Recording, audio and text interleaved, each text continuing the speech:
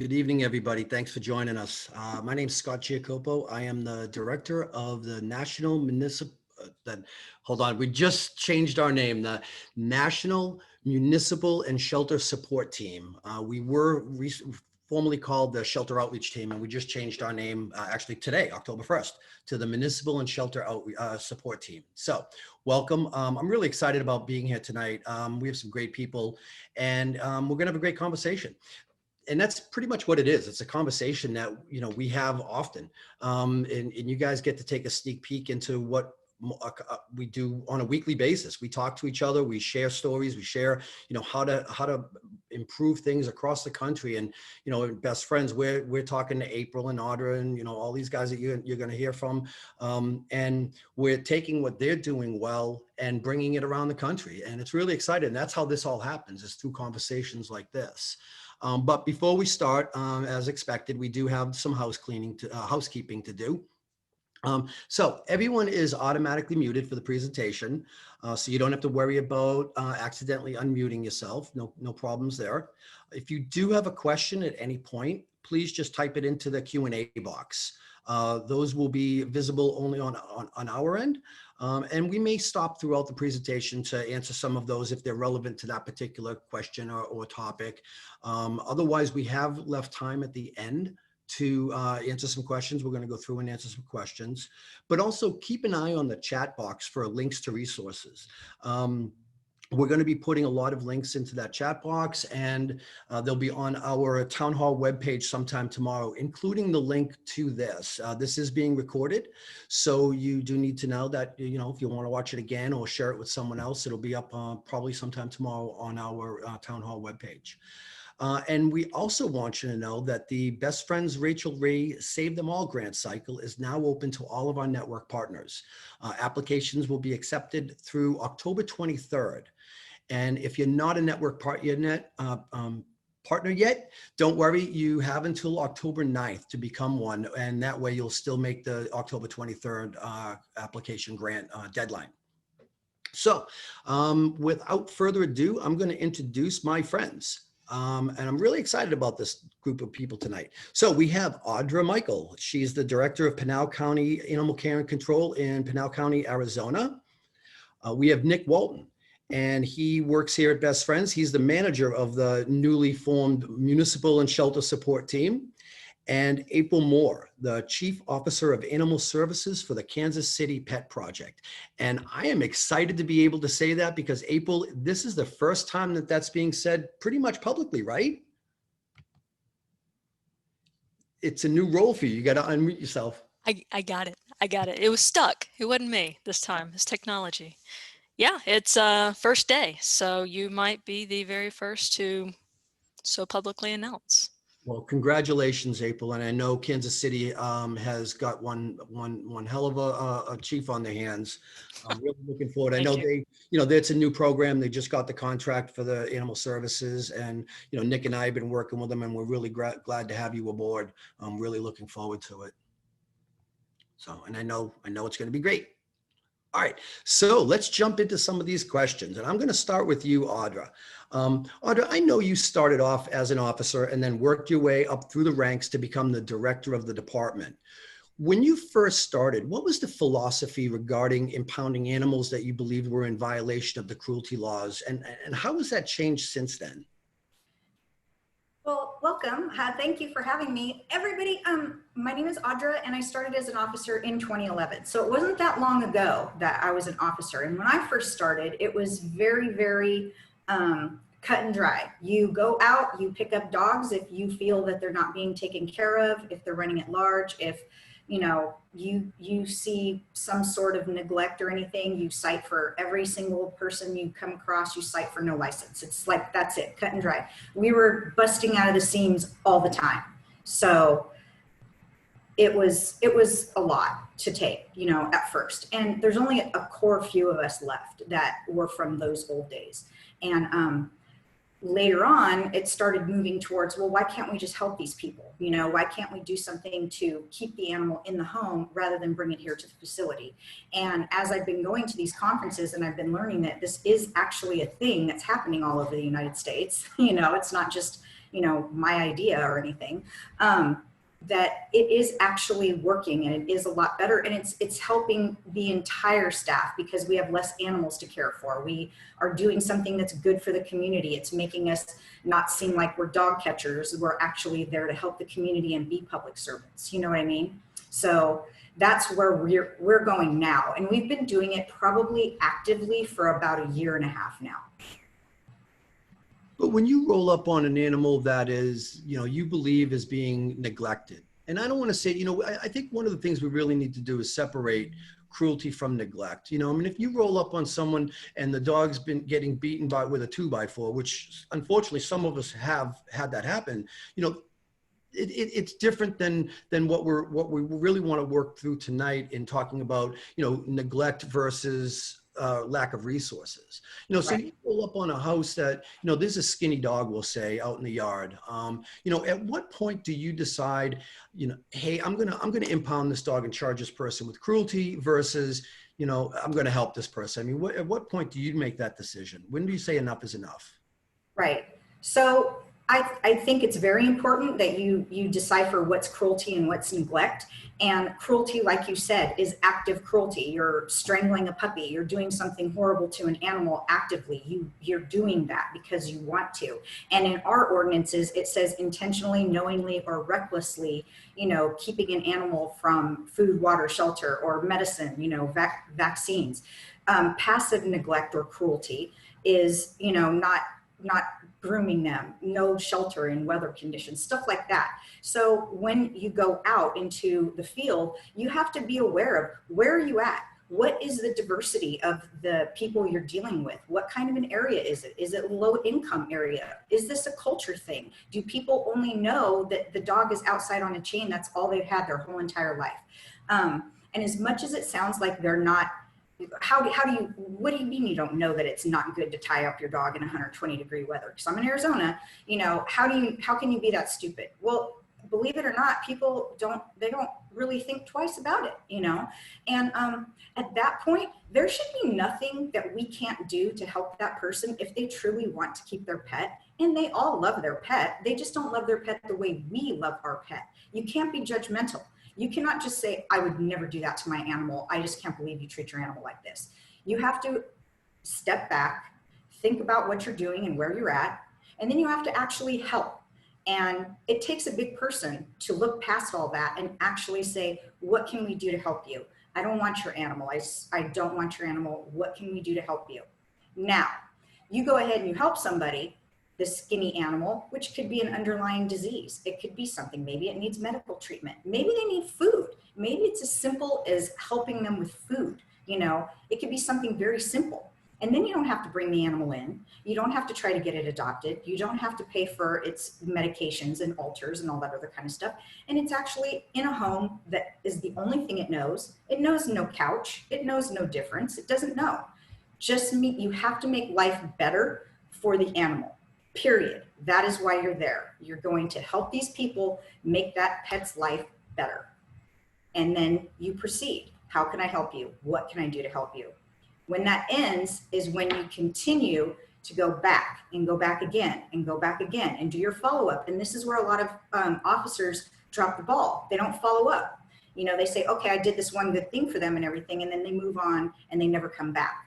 Well, I'll hit you with a headline. Just because, you know, you helped them that one time doesn't mean that all of a sudden they're going to be the best pet owner in the whole world. You have to keep on them so that they go, oh God, I got to go make sure that my dog's got water. I got to go make sure that my dog is not tangled up on a chain. You have to actually follow through because you have to think about that pet and what is the best thing for that animal.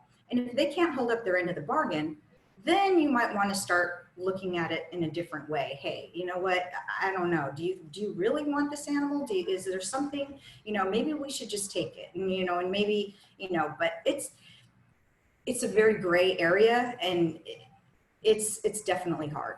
Yeah, and I think also too, when you have the officers that are doing what, you know, what you're referring to as follow-ups, it also, I think, you know, if it's done properly, it can be more of a relationship builder within the community. So it's not like, you know, I mean, I've always seen it, not so much as I'm going to someone's house to make sure they're following up with the law and they're still in compliance. It's more like, hey, Audra, how you doing? Remember I was here last week? I just wanted to, check up on Sam, your dog, and see how everything was going. And oh, hey, by the way, I heard there was this new dog training class, or the new pet supply store down the street opened up, or whatever.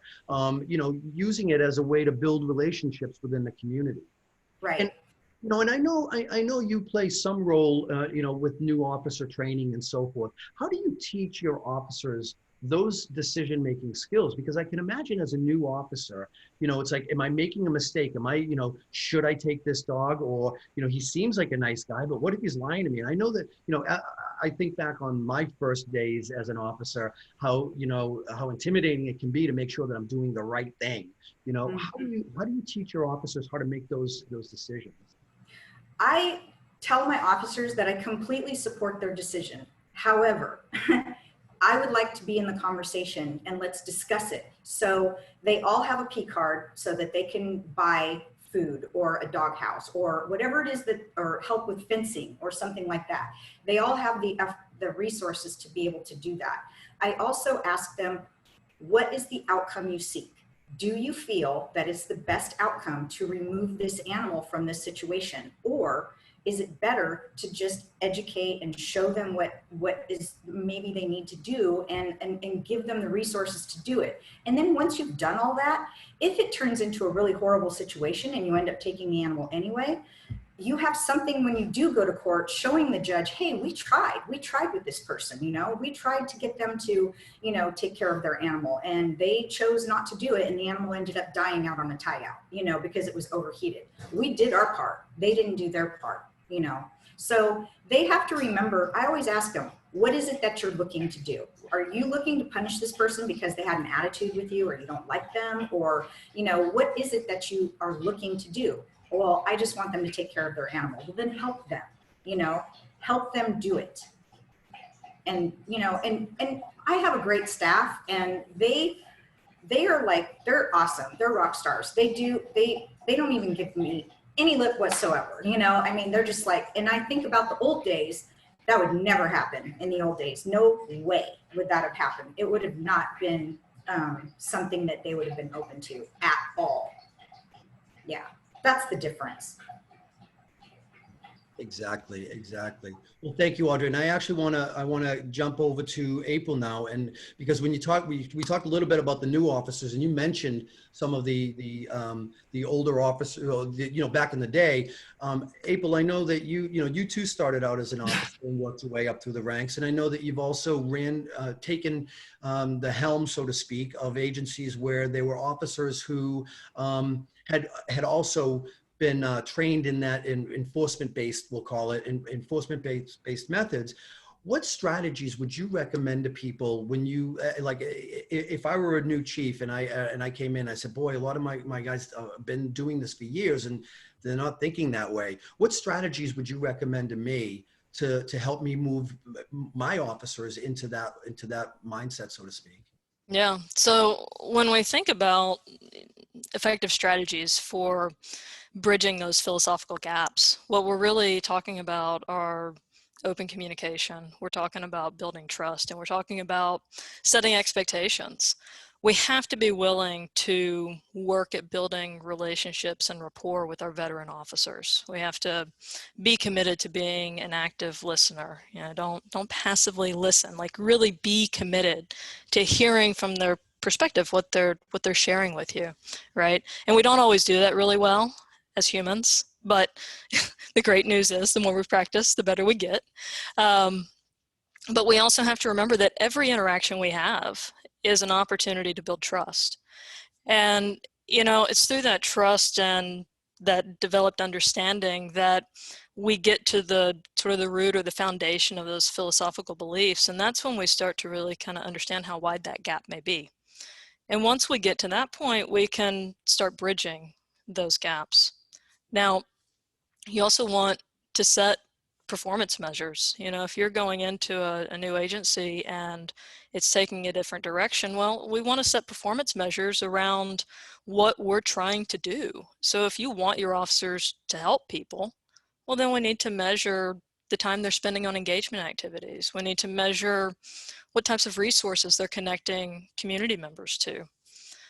And we want to review citations. So, to Audra's point earlier, this is an opportunity to sit down and talk with your officers about what they're experiencing and try to understand from their perspective why they made the decisions they made. What is their litmus test for issuing a citation or trying to secure a warrant versus taking a different direction? Generally speaking, my litmus test is if I can give somebody information or resources and they're going to take that and they're going to do better by their animal and that animal's going to thrive, then that's a family that I'm going to continue to commit to work with. And so lastly, the other bit of this, and I think most agencies are sort of on board with this at this point, but it's important to state, if any agencies are still accepting owner surrenders in lieu of citations, they just need to stop doing that. Among other things, it's so detrimental to building trust. It undermines the whole process. Yeah, and thank you for that. That is one of my biggest pet peeves is, Yeah. well, if you just give up the animal, I won't write you a citation. It doesn't do anything. And, all of us have been out in the field. And if there's one thing we all know is that when we take an animal away from someone, they get another one. Yep. We go out and get another one, and that cycle starts, and we just it's a revolving door sometimes. And I think that's really one of the things that I love about, I hate to call it the new way of, people looking at this, but the community-based or the community engagement or whatever term you want to use for it. I know Nick's going to talk a little bit about that, but that's really where, people, when you look at the effectiveness of this way of doing it overall, it's really, it's really beneficial across the board. No, absolutely. That's a good point. Abel, you were an officer in Austin, Texas, when they were more focused on enforcement, and then they made that transition, which is, a model for other agencies to look at, still today. How did that switch happen with you when you were in there? Because you were part of that transition. What kind of obstacles did you hit? How did that make you feel? When all of a sudden you went from writing a citation to giving out dog houses or whatever the case may be. Yeah, sure.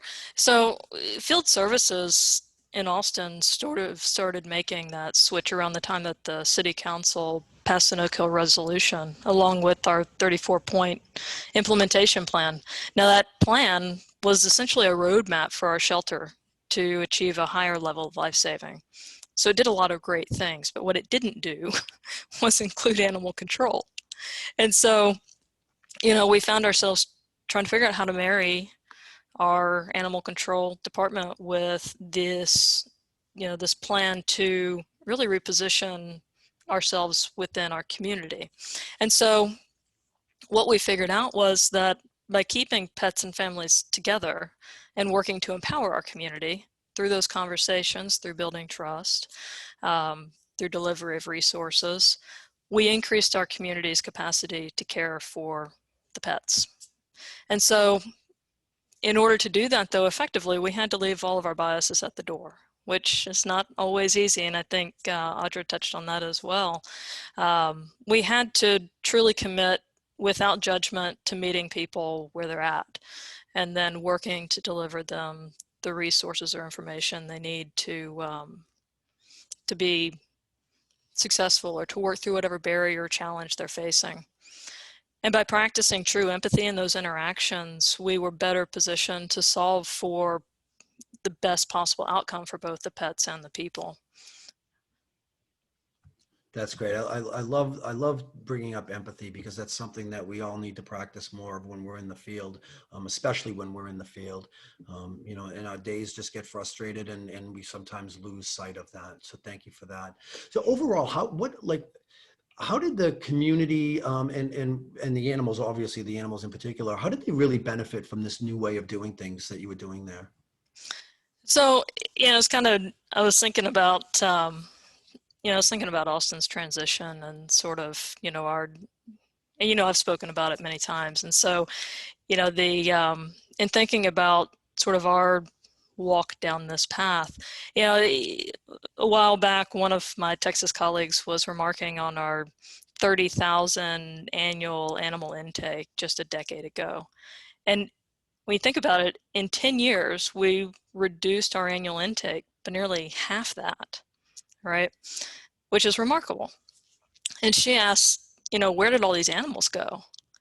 Well, they didn't go anywhere. They were still in our community, right? They were in their homes. And so one of the biggest benefits to our community is that their families were staying together. And so that allowed our shelter to then focus on the animals in greatest need. And it was because our animal control officers worked with our community to keep pets safe at home. They built trust and they repositioned themselves as a resource. And consequently, for the Austin community, life savings skyrocketed.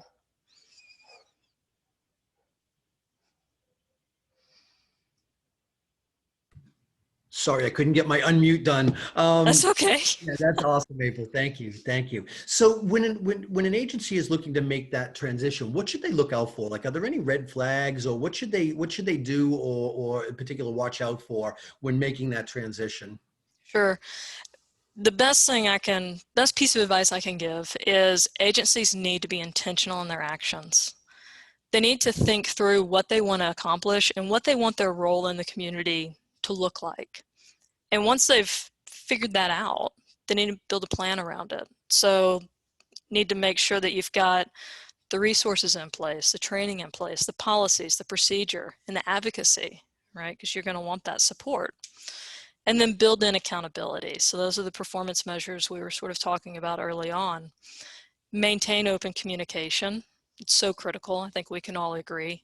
And that's communication with your officers and communication with your stakeholders, with your leaders, you know, with everyone who you touch, right? All the important folks in your organization that are going to help you be successful. And then establish measures that actually measure what you're wanting to see.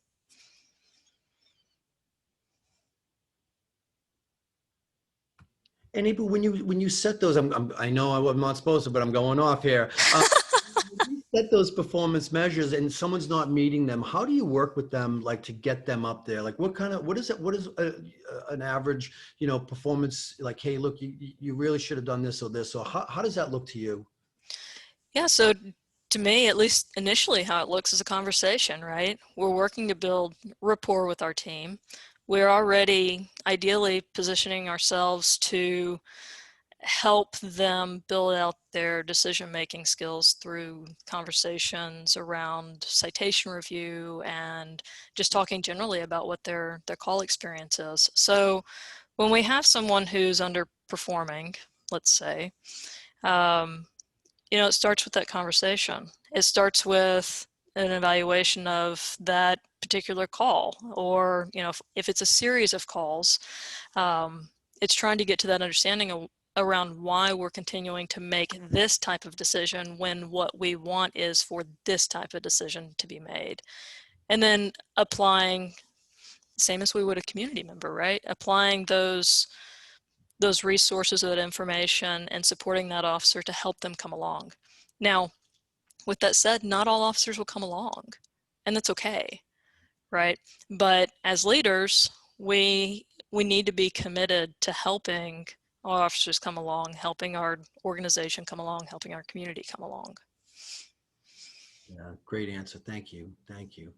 All right. Well, in a few minutes, we have some questions we're going to throw at everybody, but let's get to Mr. Walton here. Nick, Nick, you actually came into a department, and you were an ACO for a while outside of Atlanta. You came into a department that was making that transition when you arrived, and you were actually trained by someone who may have had that more enforcement-based philosophies.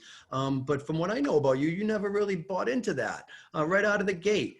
You know, tell us a little bit about what made you go the other route and be just like feeling like it's just not right. Yeah, absolutely. It's definitely fair to say that we were in a transition, like right when I got hired. And so I can't think of a better time, honestly, for me to start. But I remember like it was yesterday, there was a case where there was just a skinny brown dog in the backyard. The dog had shelter, the dog had water, But the optics of the situation with the dog being skinny, you know, that was the main priority for my training officer at the time.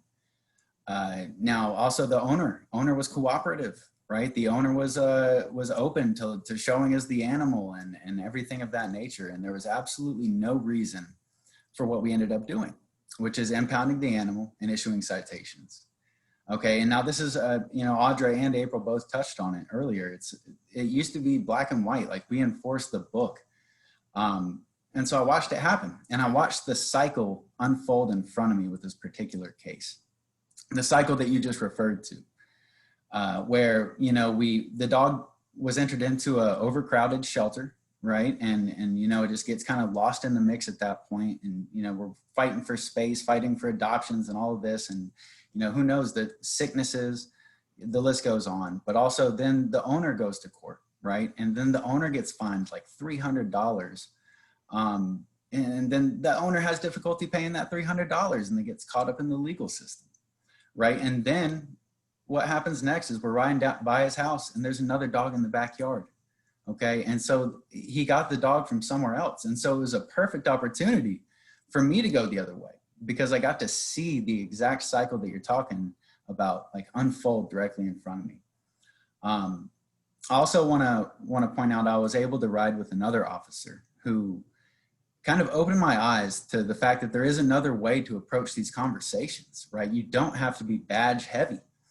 Instead of saying, hey, I'm Officer Walton with Fulton County or XYZ County Animal Services, you can approach that door and say, hey, how's it going? I'm Nick, you know, and I see that there's a dog in the backyard. It looks like a little skinny, you know, do you need any help with that? Like, I have dog food on my truck. And so, like, I understand that this situation is very specific, but seeing that officer and the way that he interacted with the public opened my eyes to the fact that there is another way to do this. And it all comes down to the animal, right? What is the best thing for this animal?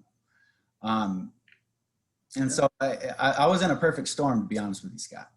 Yeah, yeah. And I know your department came out of that much better for it. And I know they're doing some great work out there now.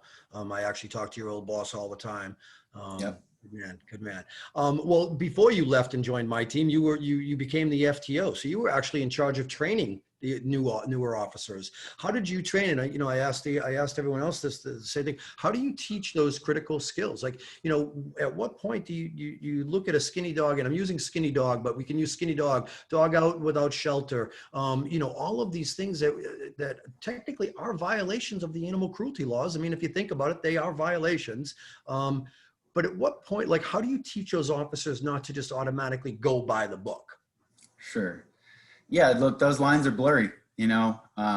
It's a difficult thing to approach, but at the end of the day, what it comes down to is getting a full picture of what you're looking at. Don't look at one specific thing, right? Just because a doghouse is broken doesn't mean you need to only focus on the doghouse. Look at the behavior of the animal, the overall health of the animal. Does the animal have water, food, shelter, right? The environment in which it's kept. The cooperation of the owner. Are there any priors at this location? There's a whole laundry list of things that you need to consider before you make a decision of issuing a citation. And another thing, one of the most important things to consider is resources, right? Do you have the availability to provide any resources to mitigate this ordinance infraction? Because at the end of the day, that's all that we can do is enforce our ordinances, right? And we talked about meeting people where they are, all this, but at the end of the day, officers do need to provide some form of justification, right, to not remove an animal. And a lot of times that justification is in the form of resources, dog food, dog houses, dog house repair. You don't even need to provide a brand new dog house, right? A lot of times you can just work and get creative with your resources. And whether you got an extra piece of wood and a couple zip ties, you know, you can really work with the owner and use that time of working with the owner to fix that problem as a relationship building opportunity. And now you have a friend in the community, right? And that brown dog that I was talking about earlier, we could have had an advocate for our shelter with that owner. He could have told his neighbors about us, and then we go and talk to the neighbors. And so that's how you change the way that you're perceived in the community, from being a dog catcher to being from being a dog catcher to being a welcomed sight, if you will. Well, you know, I always say that animal control and humane law and all of us, we're heroes in the community and we're problem solvers. You know, Nick, and my next question for you, and it has been touched on a little bit, but I want to ask you, like, what do you think the benefits are? Now, I know the benefits to the department, and, you know, Audra's touched on them, and, you know, April talked about the numbers of animals coming into the shelter and all that. But when you and I originally started having conversations about this, the first thing you said that was a benefit to you as an officer to taking this, you know, this approach, so to speak, didn't have anything to do with the reduction of shelter intake. So share with us your take on how it benefited you as an officer to be less enforcement heavy and more resource geared towards solving problems with resources. Yeah. So once again, the benefits of this are just, it's a laundry list, right? I mean, and it's all encompassing. Everything from increasing foster and volunteer engagement. And look, the list goes on. But the number one thing, and that I always focus on, because I've lived it, I didn't read this from a book, it's officer safety. You are so much safer working in a community where you're trusted and where you're looked at as a positive site. And it's kind of basic math, right? You increase positive relationships, you increase you know, your association with key members of your communities, and you decrease the friction between the community itself and your municipality or your shelter or the officers or whatever the case may be. And just by nature, by simple math, you're going to be able to work much safer. An example of this is one of the first experiences I had in the field was we were riding through an underserved area of Atlanta, and all of a sudden we hear boom, boom. And it was Coke bottles. People had thrown 2 full Coke bottles at my truck, at our truck. And I thought we were being shot at or something. I was scared. But literally a month later, we are on that street and we are shaking hands with people. And we're saying, hey, how you doing, man? Like, nice to meet you. Come on up to the shelter. We got dogs, we got cats. We're giving out dog food to anybody, you know, and it was it turned into a point where I actually coined the nickname, and I didn't give it to myself. This was given to me, but the dog food man, right? And so, like, instead of the ice cream man riding through, I was able to source enough resources, enough dog food, where I was using dog food as almost a form of relationship building tool. And so that same neighborhood that I was getting Coke bottles thrown at my truck, now I'm safely working and I'm safely being able to handle real actual cruelties if they did exist on that street safely without being harassed or without, you know, we all deal with it across the country. So. And I also know the story that you probably weren't going to share, that one day while you were waiting for the owner of a dog, you know, a couple of dogs in a yard to come home, that you were actually invited to sit down on the corner and play poker with a bunch of the guys that were just hanging out on the corner, and that you took them up on that offer. I did, but I think for legal reasons, I have to say that I didn't put any real money on the game. But yeah, yep. No, I mean, like you don't have to operate within the enforcement bubble mindset. Like, you can sit down with some folks or shoot some basketball with the local kids, you know, like, get out of your truck and engage. Yeah. And, you know, you see videos now, you know, on YouTube all over the place of police officers playing basketball with kids, like you said. And man, I'm just waiting for that day when I see an ACO out there, you know, running around a dog park and acting silly with a dog and, you know, and the family and all that. Any ACOs listening, man, I think that would go viral, and I'd help that go viral. Nick, the other thing I want to ask you is, you know, and I just want you to share with people, one of the things you and I, we go all over the country and we talk to people all over the country. And there's a consistent message that you give to every single agency that you talk to, and it's to me, it's a piece of advice that it's the most important piece of advice all over the place. And if you could quickly just share that with everyone today, that would be great. I'd love to, and I appreciate it, Scott. So the term community engagement in of itself is used so incredibly loosely throughout this industry. The term community engagement can mean one thing to one person, another thing to another person. Community engagement to me is not something that you can do for 20 minutes at the end of your shift if you have the time. It's not something that you can do here and there throughout your day. Community engagement to me is a philosophy. It's a mindset. It's something that you take with you on every single call that you work, on to every single individual that you speak to, no matter the case. It doesn't matter. From the left side to the right side of that spectrum, community engagement is the I guess the sails that guides your boat, if you will.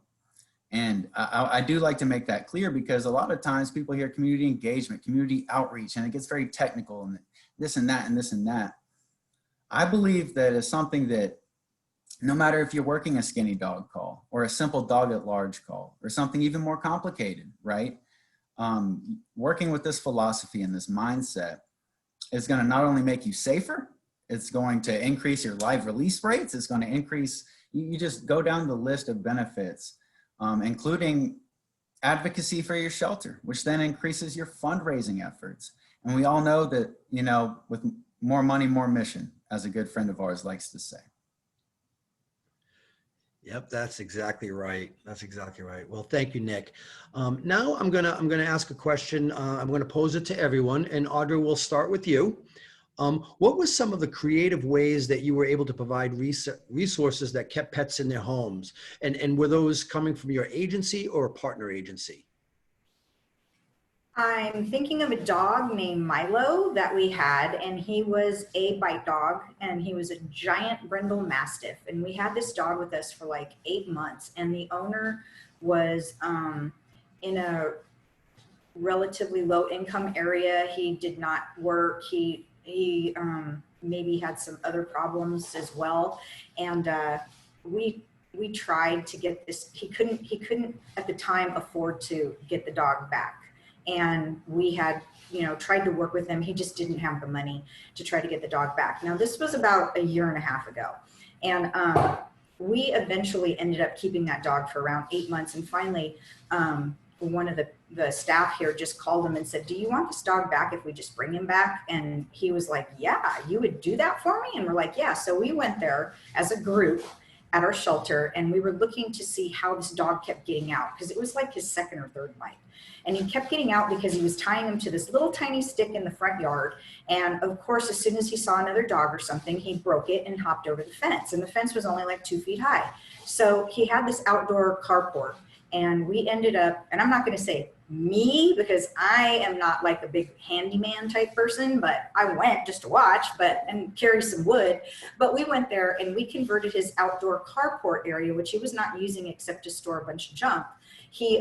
We cleaned it all out for him, and we built an enclosure for Milo so that he had a way in and out of the house. He had a pool. He had, you know, everything that he needed. We set this gentleman up with dog food and toys and chews and everything. And actually, we had gotten a grant from Best Friends that allowed us to buy those kinds of things for him, along with the wood and everything. And we were able to give him back, and we still check on him. And he cried when we brought, and Milo remembered him from 8 months earlier, and he cried and he tried to give us $100. And I said, no, you keep that money and you just take care of Milo for us. And he is like Nick and April were saying, the greatest advocate for us. He's like, anytime you guys want to come over, you don't even have to call, just show up, you know. And that was a team effort. And that made us feel so good, because we were able to reunite Milo with this gentleman. And honestly, Milo was not a dog we were going to be able to get out, because I think I was telling you the story last week that he bit a volunteer because he was in my office and she just walked by and he bit her. I mean, this dog was not somebody that was going to be like easily adopted out, you know? So, I mean, and that was just a really good feeling to be able to do that for him. And it really costs barely anything to get that dog back to him. So that's my story. That's great. I love it. April? So Scott, I'm gonna answer your question a little broadly. Okay. When I think about, you know, the resources that we give to our community and sort of creative ways for acquiring those resources, what I really think about is the greatest resource we gave our community was our time. And it's really the greatest thing we gave our officers, right? Because without building time into their day, they didn't have time to have those conversations, to get to those root causes of, the situations like Audra's talking about with Milo.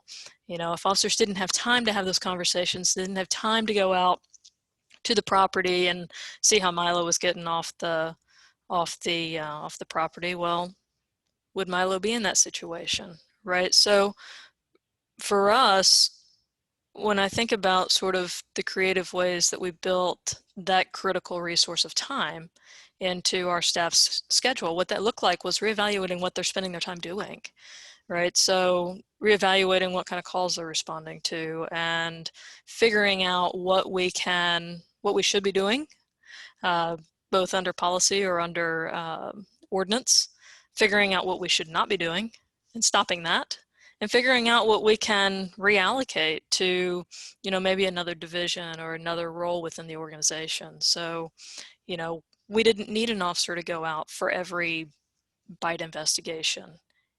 We could have our dispatcher or an administrative assistant call and get the initial details, and then we'd send the officer out for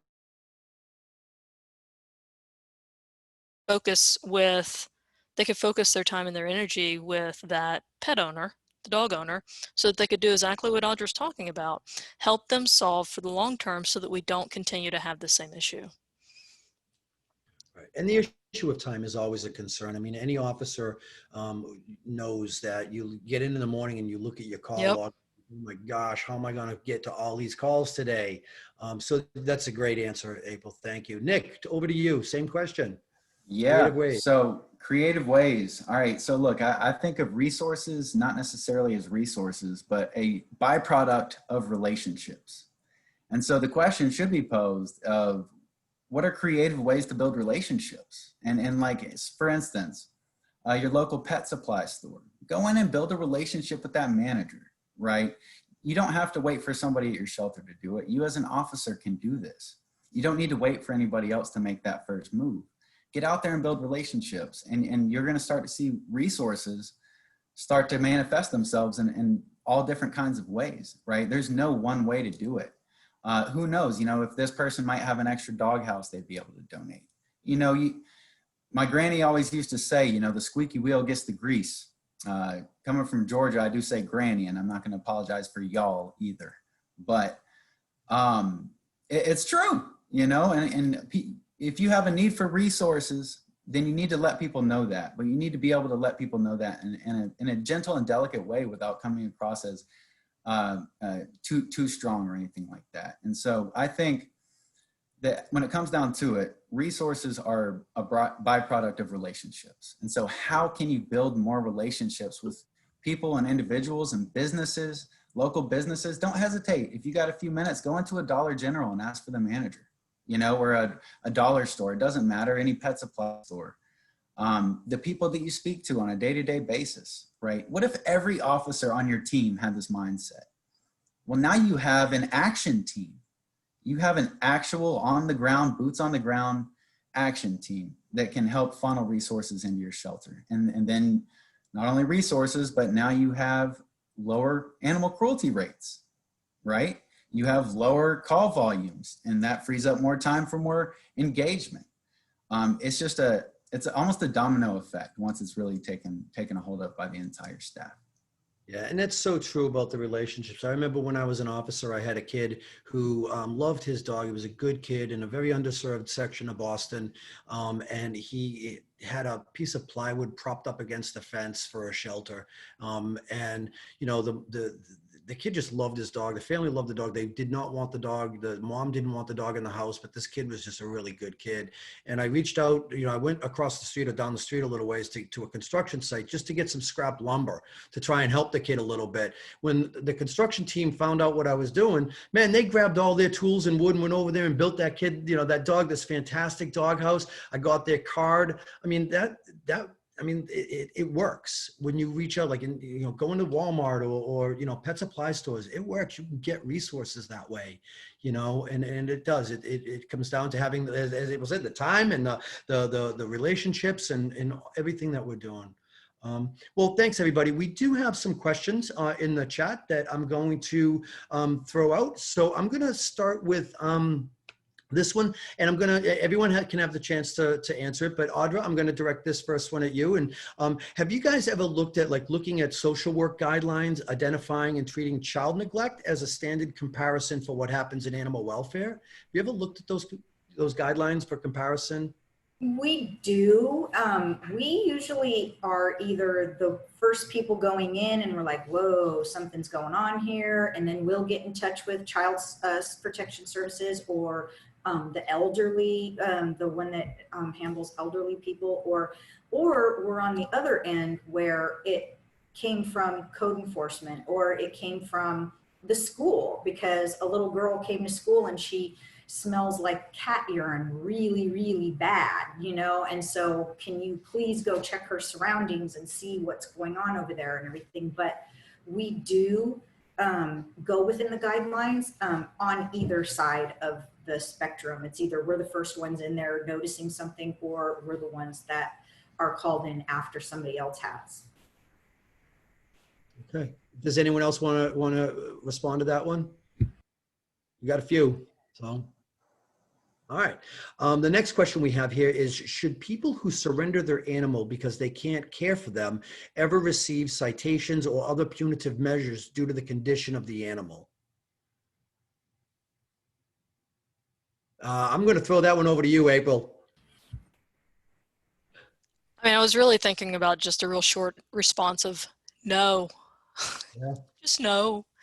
You know, it's, again, it goes back to this idea that, you know, we have people in our communities across this nation that struggle, and they struggle for a whole host of issues, right?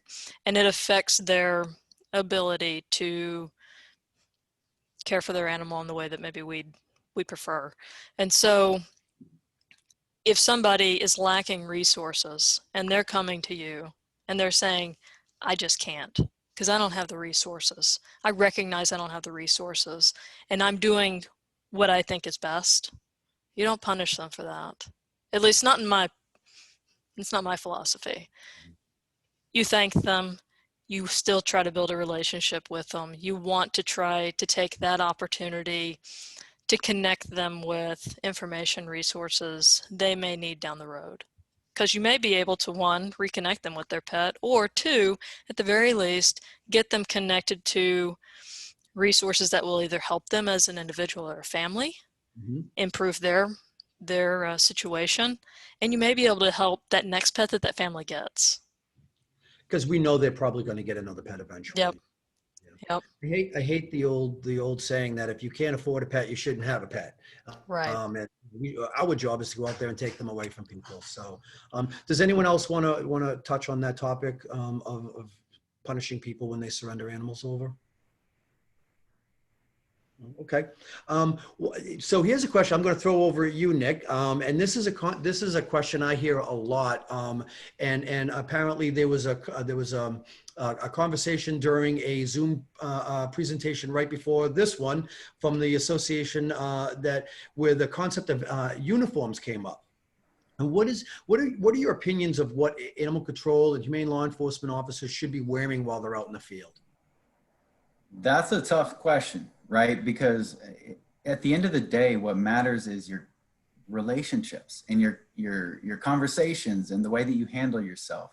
Now, it may be much easier to develop these relationships and say, hey, I'm Nick, versus if I'm not wearing, the entire belt with, but at the same time, it's not impossible. And it's definitely look, the way I look at this is officer safety, right? A lot of times the vest is there for officer safety. Everything on your belt is there for officer safety. If you really, really drill down on your relationship building and your engagement within your community, that will be your officer safety. Now, I understand there are some situations that come up and look, it's officer preference too, and whatever policies you may have within your organization. I don't think that there's a right or wrong answer here. I think that it's whatever you are comfortable with. And if you feel more comfortable being able to have these conversations protected with a vest or with a firearm on your side or whatever your agency's policies may be, I say go for it. But me personally, I didn't like to have all that stuff. that was just what I felt comfortable with. I felt like I was able to have real open and honest conversations if I didn't have a camera on, you know, and there's a lot of different intricacies that come into it. But at the end of the day, it's what are you comfortable with? Go out there and help some animals. I'd also like to pose that question to all of you. April, what are your thoughts for your new department in Kansas City? You know, I'm kind of with Nick on this. It's for me, I look at uniforms in two ways. One, we want to make sure that we're equipping folks so that they can stay safe, and so that they can safely handle, you know, animals. We don't want, for example, if we want to try to capture an animal and we need a leash, we don't want to have to run back to the truck for it. You know, we want to be able to tuck it in our pocket, or we want to be able to tuck it on our belt, or what have you. But I think consideration certainly should be made for what other agencies look like in your community, and then how they're perceived, right? So if you have, I worked with a community that had their officers dressed like, or very similarly to, their corrections officers. And so when their officers would go out to addresses, they would be perceived as a corrections officer. And that immediately changed the tone of that conversation before they even had a chance to say hi. And so I think that's something to consider when you're thinking about outfitting your staff. You know, I think there's a balance certainly to be had. You know, I came from an agency that had the vest, and we had the tactical pants, and we had the belts and the mic, you know, body mic, and, you know, we had all the gear, but we also didn't look like anybody else running around in our jurisdiction. And so when people saw us, they knew exactly who we were, and we had already spent years working to repair our relationship with our community. And so when they saw us, they weren't looking at our tools and our gear and our big vest. They were looking at us as the resource that we had come to be for them. Awesome. Audra, would you like to answer that question as well? Just really quickly, we did change our uniforms a little while ago, this past year, or maybe it was even this year, but we did go with the polo shirt and, you know, the tactical pants, and they have like a duty belt, but it's just got a couple things on it for, you know, maybe a bite stick for protection. But we did look exactly like the sheriff's department, and I personally hated it because it's like, that's not a good thing. You know, they don't know who you are, you know, they don't like cops, or, so we did change it. And we went with like black shirts, which one of my field supervisors is not happy about because it's hot here in Arizona, but they look sharp and they don't look like the deputies anymore. So I feel a lot better about it. And if they want to wear a bulletproof vest because they feel better and it makes them feel safer, then they wear it. But most of them really don't. And if there's a situation where we know that somebody's going to be in a neighborhood that's unsafe, we don't go alone. We always make sure somebody goes with, you know, just everybody's very safe that way. And I think officer safety is really important. And you also hit on for instance, to start with, my opinion is it is up to the individual officer what they feel more comfortable on. That's, you know, that's where I go. But the big thing for me, and you hit on this, Audra, was that they look sharp. And I wouldn't say, you know, I want my officer just looking sharp, but, you know, I want them looking professional, and I want them looking respectful. You know, I mean, I do hold the position of animal control up as local heroes, you know, and I do put us in that light, you know, where people would put, you know, firefighters and everyone loves a firefighter, right? You know, they're heroes and all that. We should be seen that way too. And I think that all too often we go out in, you know, tattered jeans and an old T-shirt that, you know, has peeling, you know, as one of those badges on there that's peeling off, and it's dirty, and it's not, you know, it's ill kept. And I think that does speak volumes for, you know, I shouldn't say that. It gives the wrong impression of who you are and who you want to be when you do that. So that's always been my take on it. So, and I think we're running out of time. We have just a couple of minutes left. So I do want to we have 3 minutes left, and I just want to give you guys the opportunity. Is there anything you guys want to throw out there in the last 3 minutes that we have? Yeah, I most definitely do.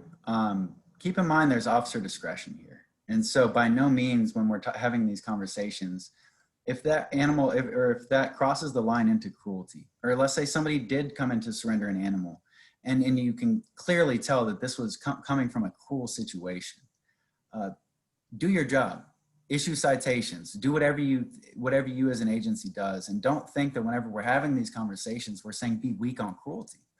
If anything, it's quite the opposite. We just want to be proactive on preventing the cruelty versus responding after the fact. But, you know, by no means necessary do I feel that you should let somebody get away with animal cruelty. I just think that we need to really define where that line is in the sand, and is this animal truly suffering? Because that's what it all comes down to. April, Audra, anything you want to add? Just to kind of piggyback on what Nick was sharing, you know, one of the reasons it's so important to commit to having conversations and building relationships and delivering resources when you can is because that works to interrupt that process. If you can work with a family to stop something from going bad, then you have won for that family, you've won for that pet, and you've won for your community.